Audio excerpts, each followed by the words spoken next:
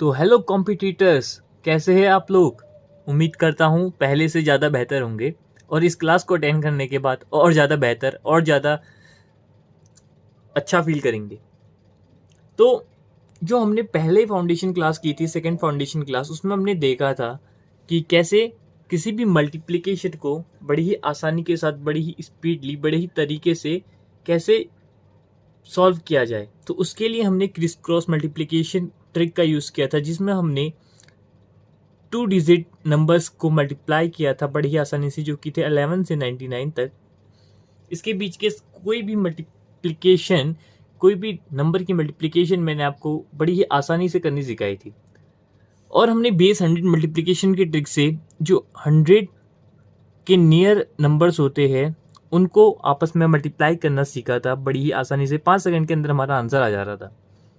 अगर आपने वो वीडियो नहीं देखी है तो डिस्क्रिप्शन में मैं लिंक दे दूंगा, उस सेकंड फाउंडेशन क्लास को ज़रूर देखना, जिससे आपको ये फाउंडेशन थर्ड जो क्लास है इसमें सहायता मिले। तो जो आज हम डील करेंगे वो करेंगे फाउंडेशन क्लास थर्ड में फ्रैक्शन से रिलेटेड चीज़ों को। पहले ही बता दे रहा हूँ, कोई हम नया कॉन्सेप्ट या कोई चैप्टर शुरू नहीं कर रहे हैं, हम केवल फाउंडेशन अभी क्लियर कर रहे हैं। तो जो फ्रैक्शन होते हैं वो मेनली, पहले तो हम जान लेते हैं कि फ्रैक्शंस एक्चुअली होते क्या है। हमने बचपन से सीखे है कि फ्रैक्शन हम उसे कहेंगे जो कि x अपॉन वाई की फॉर्म में कोई भी नंबर लिखा होगा तो उसे हम फ्रैक्शन कह देते हैं। अगर जैसे 9/2, 6/8, 5/2, ये सारे के सारे हम फ्रैक्शंस कहते हैं इन सबको। बट जो फ्रैक्शंस को क्लासीफाई किया गया है या क्लासीफाई किया जाता है वो मेनली किया जाता है 3 टाइप्स में। फ्रैक्शंस को मेनली क्लासीफाई किया जाता है 3 टाइप्स में, जो कि पहला होता है प्रॉपर फ्रैक्शन, देन सेकंड होता है इम्प्रॉपर फ्रैक्शन, और जो थर्ड होता है वो होता है मिक्स्ड फ्रैक्शन। जी हाँ। तो अभी नाम सुन के आपको बेहतर तरीके से समझ में नहीं आया होगा, इसलिए मैं आपको एक एग्जांपल दूंगा सबके, जिससे आपको ज़्यादा अच्छे से अंडरस्टैंड हो जाए। तो जो प्रॉपर फ्रैक्शन है वो ऐसा फ्रैक्शन होता है जिसमें जो ऊपर जो न्यूमिनेटर होता है वो होता है छोटा, और जो डिनोमिनेटर होता है वो होता है बड़ा। जैसे 7/11, या ऐसे ही कुछ और भी बोल सकते हैं 2/5, यानी कि न्यूमिनेटर छोटा होना चाहिए बट डिनोमिनेटर बड़ा होना चाहिए। वहीं इम्प्रॉपर में सेम इसका अपोजिट, ऊपर आ जाएगा कोई बड़ा नंबर और नीचे पे आ जाएगा कोई छोटा नंबर। और मिक्स्ड फ्रैक्शन, इसको हम लिखते हैं कुछ इस प्रकार की फॉर्म में, इस टाइप की फॉर्म्स पे इसको लिखा जाता है। क्लियर। और एक बात और, कभी भी हम प्रॉपर फ्रैक्शन को अगर सॉल्व करेंगे तो इसकी जो वैल्यू आएगी वो हमेशा 1 से कम आएगी, लेस देन 1 आएगी। बट हम इम्प्रॉपर फ्रैक्शन को कभी भी सॉल्व करेंगे तो इसकी जो वैल्यू आएगी वो हमेशा 1 से बड़ी आएगी, ये हमेशा याद रखना।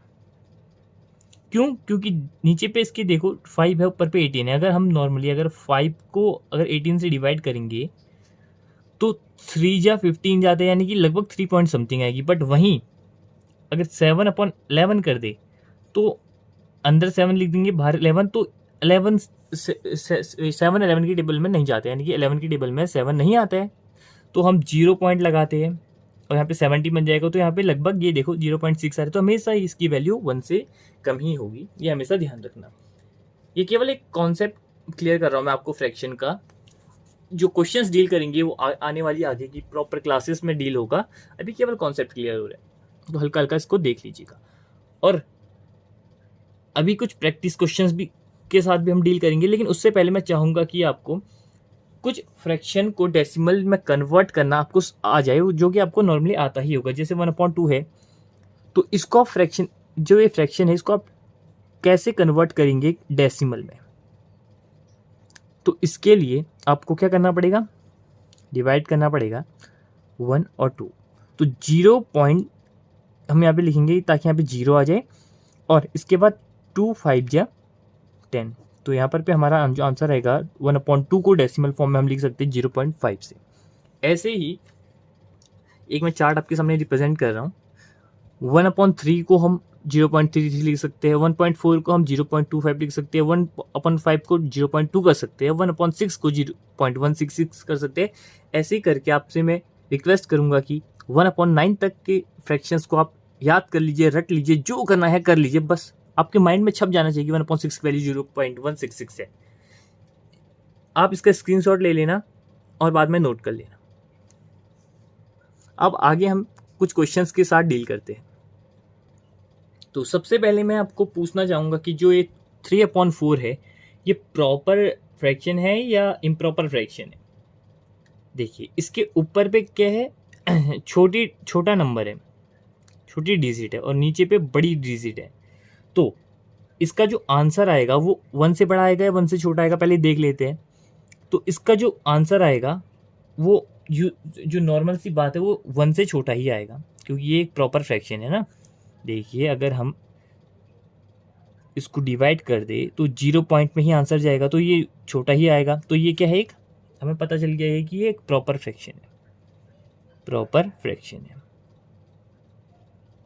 बट क्वेश्चन ये नहीं है कि ये कौन सा फ्रैक्शन है, क्वेश्चन है कि हमें इसको कन्वर्ट करना है डेसिमल नंबर्स पे, ठीक है, डेसिमल की वैल्यू पे इसको कन्वर्ट करना है। तो अगर आप इसको ट्रेडिशनल वे से फॉलो करते हैं, जैसे यहाँ पे आ जाएगा 0, तो 4, तो यहाँ पे देखिए जैसे, हाँ, तो यहाँ पे क्या आएगा, जैसे 0.7 कर देंगे तो यहाँ पे 28 आ जाएगा, देन यहाँ पे 2 बचेगा, और देन इसके बाद यहाँ पे हम 0 एडिशनल लगा देंगे तो लगभग यहाँ पे 0.75 आंसर आ रहा है। बट आपको नहीं लग रहा है थोड़ा बड़ी कैलकुलेशन हो रही है?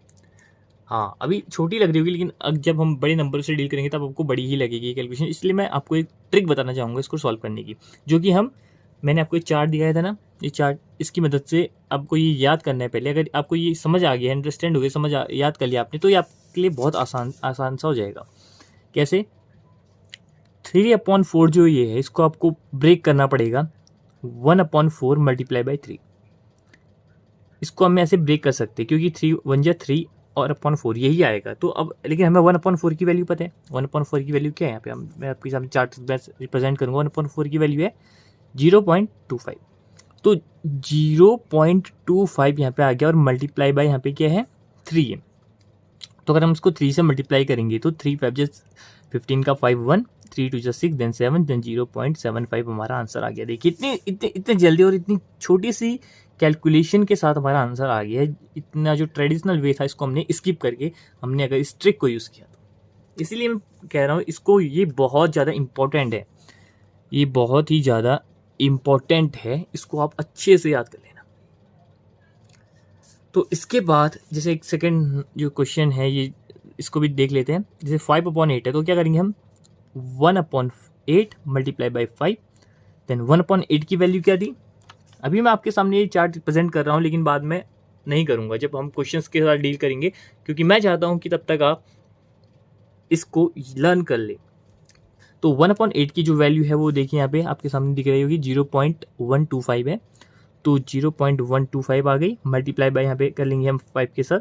तो 5 5 25 का 5 2, 5 10 11 12 का 2 1, 5 1 5, then 1 carry 6, then 0.625 is our answer.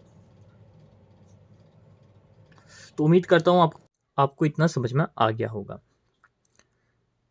Video बनाने के दौरान अभी थोड़ा सा जो रिकॉर्डिंग सिस्टम है उसने साथ छोड़ दिया था, तो थोड़ा वीडियो कट हो गई थी, जिसके कारण मैंने आपको एक्सप्लेन तो किया लेकिन रिकॉर्ड नहीं हो पाया। तो मैं अभी आपको दोबारा एक्सप्लेन कर दूंगा ये।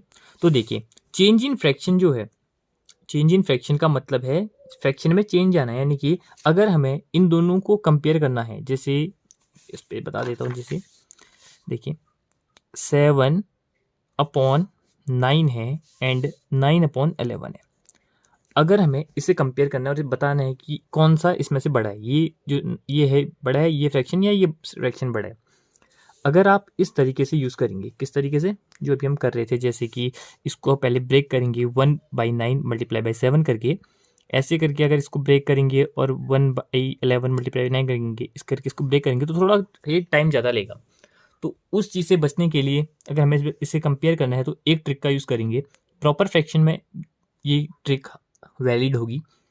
तो देखिए करना क्या है, पहले हमें ये गौर करना है कि जो ये न्यूमिनेटर है ये छोटा होना चाहिए डिनोमिनेटर से। जी हाँ, इसमें भी छोटा है और इसमें भी छोटा है, यानी कि पहला जो हमारी टर्म एंड कंडीशन है वो फॉलो हो रही है, पहली कंडीशन फॉलो हो रही है, ये न्यूमिनेटर छोटा है दोनों में, ठीक है। इसके बाद हमें देखना है कि जो ये न्यूमिनेटर में बदलाव है, यहाँ से यहाँ देखिए ये 7 है, ये 9 है, तो कितने का है, ये है 2 का। तो अगर नीचे भी 2 का है तब ये चीज़ वैलिड है। हाँ, नीचे भी 2 का ही है, तो 2 टर्म एंड कंडीशन फॉलो हो रही है। अब इसके बाद अगर ऐसी सिचुएशन को ये फॉलो कर रहा है, ऐसी कंडीशन को ये फॉलो कर रहा है, तो बस ये देखिए कि अब नीचे डिनोमिनेटर भूल जाइए और देखिए कि ऊपर न्यूमिनेटर कौन सा बड़ा है, 7 या 9। 9 बड़ा है, तो ये हमारा आंसर आ जाएगा। समझ रहे हैं? जैसे देखिए और हम एग्जाम्पल दिखाते हैं आपको। एग्जाम्पल दिखाते हैं, एक मिनट ना। हाँ, तो देखिए अगर क्वेश्चन है 2/5 और 4/7, इनमें से बड़ा कौन सा एक पहचानो। तो देखो फर्स्ट में क्या हो रहा है, न्यूमिनेटर छोटा है। हाँ, न्यूमिनेटर क्या है, छोटा है, इसमें भी छोटा है डिनोमिनेटर की कंपैरिजन में। हाँ, और इसमें जो बदलाव आया है ये +2 का है और इसमें भी +2 का है। ये ऐसे ही नहीं कि +2 का भी +2 का ही आना है, यहाँ पे जैसे 5 होता और यहाँ पे 8 होता तो यहाँ पे +3 का था। बस ये है कि जो बदलाव आया है वो भी सेम नंबर का आना चाहिए, तो ये ट्रिक वैलिड होगा। अब डिनोमिनेटर भूल जाइए क्या है, 2 और 5 में से क्या बड़ा है, 5, तो ये वाला फ्रैक्शन हमारा बड़ा है, ठीक है।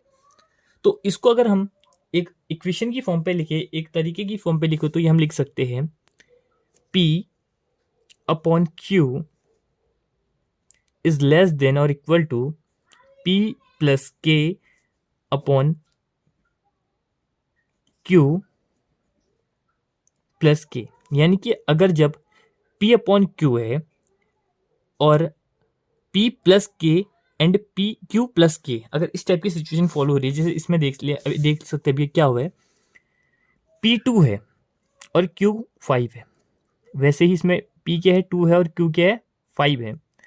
K क्या इसमें 3 है, ये 3 है K। तो ऐसी सिचुएशन फॉलो हुई है ना इसमें same.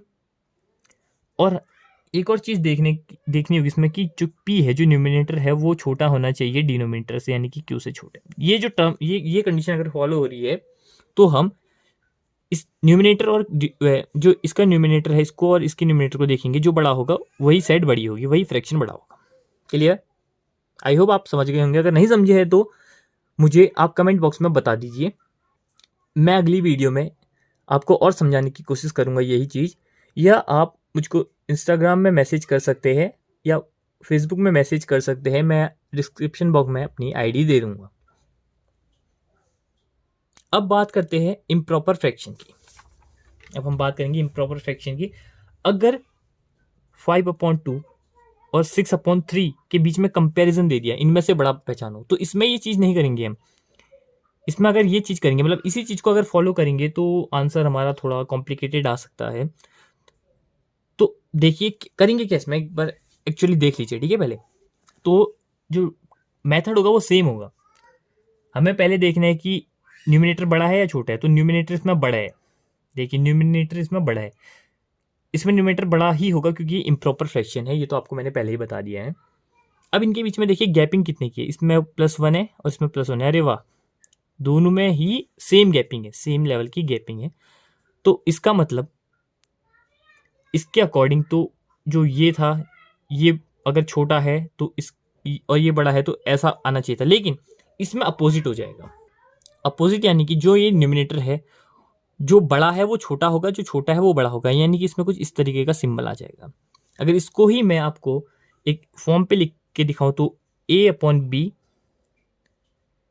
And A+K and B+K, और जो A है ये ग्रेटर देन होगा B से, ठीक है। ये टर्म एंड कंडीशन अगर फॉलो कर रहा है तो ये साइड हमारी बड़ी होगी, ठीक है, ये साइड हमारी बड़ी होगी। इतना आपको समझ लेना है। बहुत सिंपल सा है, थोड़ा सा कॉम्प्लिकेटेड हो गई होगी आप इस इक्वेशन को देख के, बट इक्वेशन केवल और केवल आपकी अंडरस्टैंडिंग के लिए है। आप इसको अगर एक बार अच्छे से समझेंगे, अगर आपको समझ में नहीं तो एक बार दोबारा रिवाइंड भी कर सकते हैं आप वीडियो, तो आई होप आपको बेहतर तरीके से ज़्यादा समझ में आ जाएगा दोबारा। अब आपके माइंड में क्वेश्चन आ रहा होगा कि अगर इनके बीच में गैपिंग टू सेम नहीं है, गैपिंग सेम नहीं है, और तो फिर क्या करेंगे? तो उसके लिए मैं आपको और ट्रिक दूंगा। ट्रिक्स का भंडार है, आप चिंता मत करिए। तो देखिए इसमें करेंगे कि हम उस सिचुएशन में, जैसे यहाँ पे है 4/9 और 5/12। अगर एग्जाम पे अगर इस टाइप का क्वेश्चन आ गया तो सबसे पहले तो देखिए कि कौन सा फ्रैक्शन है, प्रॉपर है इम्प्रॉपर है। साफ पता चल रहा है कि ये क्या है, एक प्रॉपर फ्रैक्शन है। ठीक है, देख के ही पता चल गया कि ये एक प्रॉपर फ्रैक्शन है, क्योंकि जो न्यूमरेटर है वो छोटा है और डिनोमिनेटर बड़ा है। लेकिन इनके बीच में गैपिंग अब देखेंगे, इसके बीच में गैपिंग 1 की है और इसके बीच में गैपिंग 3 की आ गई। तो इसका मतलब जो अभी तक हम पढ़ रहे थे वो इसमें वैलिड नहीं है, वो सिचुएशन में वैलिड नहीं है। तो हम करेंगे क्या, देखिए अच्छे से देखिएगा। ठीक है, अब हम इस डिनोमिनेटर को मल्टीप्लाई कर देंगे इसके न्यूमिनेटर से, और इसके डिनोमिनेटर को मल्टीप्लाई कर देंगे इसके न्यूमिनेटर से। 4 मल्टीप्लाई बाय अगर हम 12 करेंगे तो हमारा आंसर क्या आ जाएगा, ऐसे करना है। ठीक है, मल्टीप्लाई ऐसे करके करना है, तो जो आउटपुट निकलेगा वो इधर पे निकलेगा। देखिए ठीक है, इधर पे निकलेगा आउटपुट, जो निकलेगा वो निकलेगा 48, और इसका जो आउटपुट निकलेगा 9 5 जा 45। तो अब देखिए क्या बड़ा लग रहा है आपको, 48 बड़ा लग रहा है 45? साफ सी बात है, 48 बड़ा लग रहा है, तो जी हाँ यही बड़ा है, ये साइड बड़ी है, ये जो साइड है ना ये बड़ी है साइड। तो यानी कि 4/9 जो फ्रैक्शन है हमारा, ये फ्रैक्शन बड़ा है। चलिए कुछ और एग्जाम्पल देख लेते हैं। जैसे 2/5 है एंड 3/6 है। तो क्या करेंगे, तो 6 2 जा 12, आउटपुट यहाँ निकलेगा। ऐसे करना, ठीक है, डिनोमिनेटर से ऊपर को लाना है एरो, तभी आपको ज़्यादा बेहतरीन तरीके से समझ में आएगा, अंडरस्टैंड होगा। 5 3 जा 15, तो 12 बड़ा है 15 बड़ा है, 15 बड़ा है तो ये वाला ये साइड बड़ी है, 3/6 बड़ा है 2/5 से।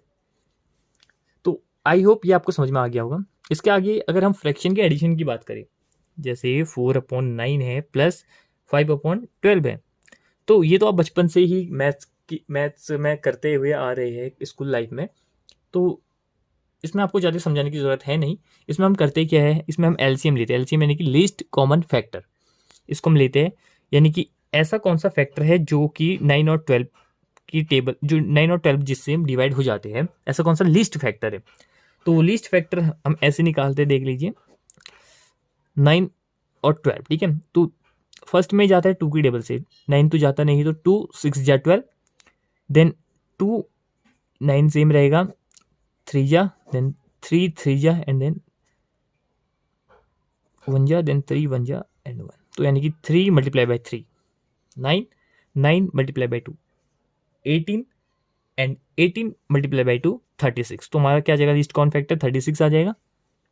अब 9 की टेबल में 36 कितने बार जाता है, तो 9 4 जा 36, तो उस 4 को हम इस 4 से मल्टीप्लाई कर देंगे तो हमारा आंसर आ जाएगा 16, प्लस 12 की टेबल में 36 कितने बार जाता है, तो 3 बार, तो उस 3 को मल्टीप्लाई कर देंगे इस 5 से, तो 15। तो हमारा जो वैल्यू आ जाएगी वो आ जाएगी 31/36।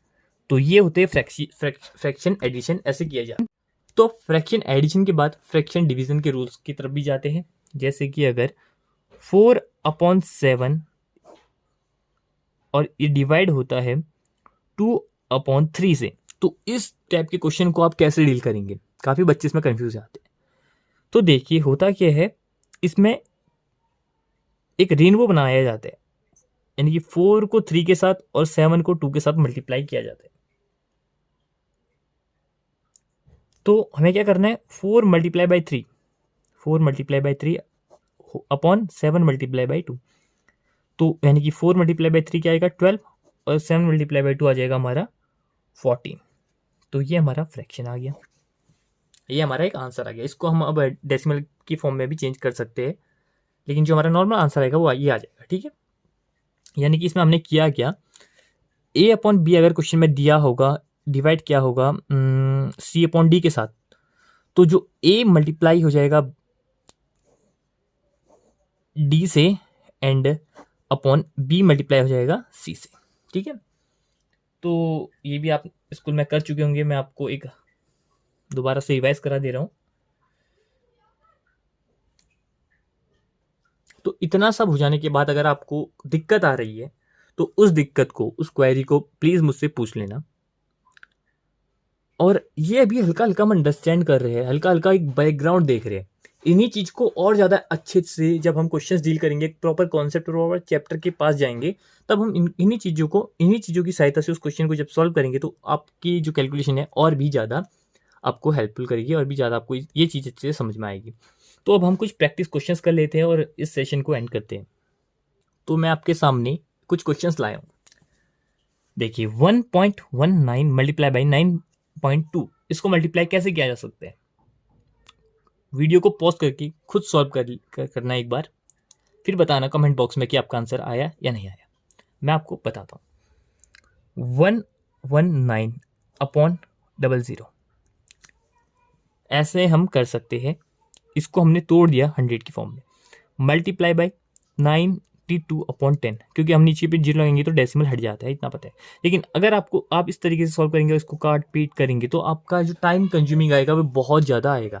तो इस चीज़ को रोकने के लिए मैं आपके सामने एक जो हमने कैलकुलेशन डिस्कस की है, उन्हीं कैलकुलेशन की मदद से इसको सॉल्व करते हैं।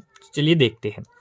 तो अब पहले तो आप पॉइंट को भूल जाइए कि पॉइंट इसमें है या नहीं है, इसको भूल जाइए। 119 मल्टीप्लाई बाई 92 इसको अपने को मल्टीप्लाई करना है। तो मैंने बेस 100 मेथड जब सिखाया था तब ये बताया था कि इसको सॉल्व कैसे किया जाता है।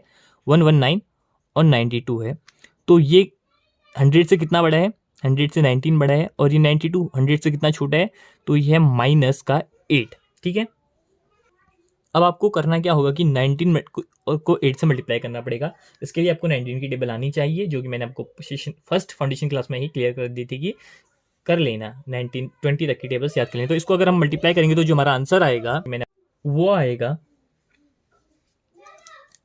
152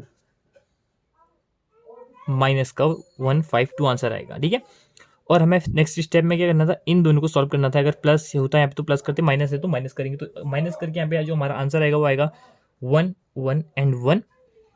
तो अब हमें करना क्या था, यहाँ पे हमें 2 डिजिट तक नंबर चाहिए थे, लेकिन यहाँ पे 3 डिजिट तक नंबर है। तो जो ये 1 है इसको हम यहाँ पे कैरी ले लेंगे, तो ये यहाँ पे क्या हो जाएगा, सब्ट्रैक्ट हो जाएगा। लेकिन मैंने आपको मना किया था ऐसा करने से, क्योंकि ये काफ़ी सारी सिचुएशन में अप्लाइड नहीं होता है। तो हमें क्या करना है कि हमें हमारे यहाँ पे ये आंसर आ जाएगा और यहाँ पे हमारा माइनस का 152 आ जाएगा। तो 1 1 1 ऐसे लिख देंगे, और ये 1 को यहाँ पे लिख के 5 2 लिख देंगे और यहाँ पे माइनस कर देंगे। ठीक है, अब इसको हमें सॉल्व करना है, तो हम यहाँ पे जीरो एडिशन अपने वहाँ से लगा देंगे। ठीक है, तो अभी इसे सॉल्व करना पड़ेगा। 10 में से 2 जाएगा 8, 9 में से 5 जाएगा तो आ जाएगा हमारा यहाँ पे 4, देन यहाँ पे बचेगा 9, 9 में से 1 जाएगा तो आ जाएगा, सॉरी यहाँ पे बचेगा हमारा 10, 10 में से 1 जाएगा तो हमारा आंसर आ जाएगा यहाँ पे 9, यहाँ पे आ जाएगा 0 और यहाँ पे बचेगा 1। तो हमारा आंसर ये आ गया। तो यही जो हमारा है ये आंसर है किसका, इस चीज़ का। ठीक है, तो लेकिन हमें चाहिए था इसका आंसर। तो यहाँ पे देखिए पॉइंट कितने डेसिमल कितनी प्लेस के पास है, कितनी यूनिट प्लेस की बात है। तो यहाँ पे 1, यहाँ पे 1 2, तो 2 और 1 3, तो 3 यूनिट प्लेस के बाद 3 डिजिट के बाद हमारे यहाँ पे पॉइंट लगेगा 1 2 एंड 3। तो हमारा जो आंसर आएगा वो आएगा 10.948। आई होप गाइस आपको ये समझ में आई होगी, ये जो मैंने ये कॉन्सेप्ट बताया ये समझ में आया होगा आपकी ज़रूर। अगर नहीं आया तो प्लीज़ मुझसे पूछ लेना, शर्माइएगा नहीं। ठीक है, तो अब हम देखेंगे क्वेश्चन नंबर 2। तो देखिए ये है स्क्वायर रूट। तो स्क्वायर रूट में हमेशा 2 2 का पेयर बनेगा। अब देखिए जीरो का स्क्वायर क्या होगा, जीरो का स्क्वायर रूट क्या आएगा, जीरो ही आएगा पॉइंट। अब 256 का क्या आएगा, तो यहाँ पे देखो 2 डिजिट का हमारा पेयर बना है, तो यहाँ पे 2 डिजिट आनी चाहिए। ठीक है, तो 256 का जो हमारा स्क्वायर रूट 256 स्क्वायर रूट का जो हमारा स्क्वायर बनता है वो बनता है 1 एंड 6, यानी कि 16 का अगर हम स्क्वायर निकालेंगे तो हमारा आंसर क्या आएगा 256। तो हमारा यही है इसका आंसर है। समझ में आ रहा है। जैसे अगर यहाँ पे क्यूब की बात करेंगे तो हमारा यहाँ पे 3 3 का पेयर बनेगा। तो इसमें क्या करेंगे हम, क्यूब है तो 3 3 का पेयर बनेगा, तो यहाँ पे 3 एक ही पेयर बन रहा है। तो यहाँ पे क्या कर देंगे हम, यहाँ पे 2 का 8 का स्क्वायर रूट क्या होता है, तो 8 का जो स्क्वायर रूट होता है वो होता है 2 2 मल्टीप्लाई 2 अगर हम करेंगे तो आंसर जो हमारा आएगा 8। तो यहाँ पे 0.8 हमारा, सॉरी 0.2 हमारे यहाँ पे आंसर आ गया। गाइस आई होप आपको समझ में आ रही होगी जो मैं आपको बातें बता रहा हूँ। तो इस फाउंडेशन क्लास नंबर 3 को यहीं पे ख़त्म करते हैं। उम्मीद करता हूँ आपको वीडियो पसंद आई होगी। अब हम मिलेंगे फाउंडेशन क्लास 4th में, जिसमें हम कुछ स्क्वाड या और एंड कुछ इंडिसेस से रिलेटेड बेसिक फाउंडेशन चीज़ों को आपके सामने मैं बताऊंगा, उन चीज़ों को क्लियर करेंगे। और इसके बाद शायद हम अपने जो मेन चैप्टर्स है, उस चैप्टर को एकदम प्रॉपर तरीके से पढ़ेंगे। फाउंडेशन क्लास हमारी ख़त्म हो जाएगी, उसके बाद एक जो पैटर्न है वो हमें मिल जाएगा और बढ़िया तरीके से हम फर्स्ट क्लास से एकदम पूरी शिद्दत के साथ पढ़ेंगे और गवर्नमेंट जॉब को पालेंगे और कॉम्पिटिटिव जो एग्ज़ाम्स होते हैं इनको क्रैक कर लेंगे। तो सफ़र हमारा बहुत लंबा चलेगा, तो ऐसे ही साथ देना, सफ़र में बने रहना। और ये जो प्लेटफॉर्म है, जो मेरा चैनल है, आपको आपका साथ आखिरी दम तक देगा, पूरी कॉन्सेप्ट्स को अंडरस्टैंड कराएगा। तो thank you guys watching till and. अगर वीडियो पसंद आई हो तो लाइक करिएगा और अपने दोस्तों के साथ शेयर करना ना भूलें, ताकि उनका भी भला हो सके। तो बाय गाइस।